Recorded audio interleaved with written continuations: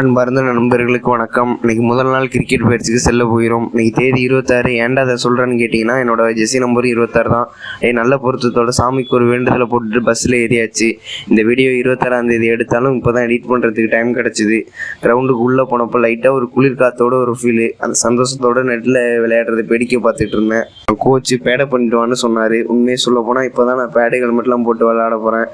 Stitch பால்லாம் விளையாடிருக்கேன், ஆனால் pad ஹெல்மெட்லாம் போடாமல் தான் விளையாடிருக்கேன்.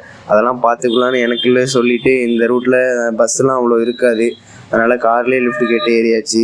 அப்புறம் கடைக்கு போகலான்னு நினச்சிட்டு இருக்கப்போ தான் இந்த தம்பி சாப்பிடணுன்னு பக்கத்து வீட்டில் வந்து கொடுத்தாங்க. அவங்க அன்போடு கொடுத்ததை மறுக்க முடியலை. இங்கே வந்ததுக்கு வேறு ஏதாவது ரூப்லேயே பண்ணணும்னு தோணுச்சு. அதான் பைத்தான பேசிக்லேருந்து ஸ்டார்ட் பண்ணியாச்சு. அப்படியே சாயந்தரம் ஆயிடுச்சு.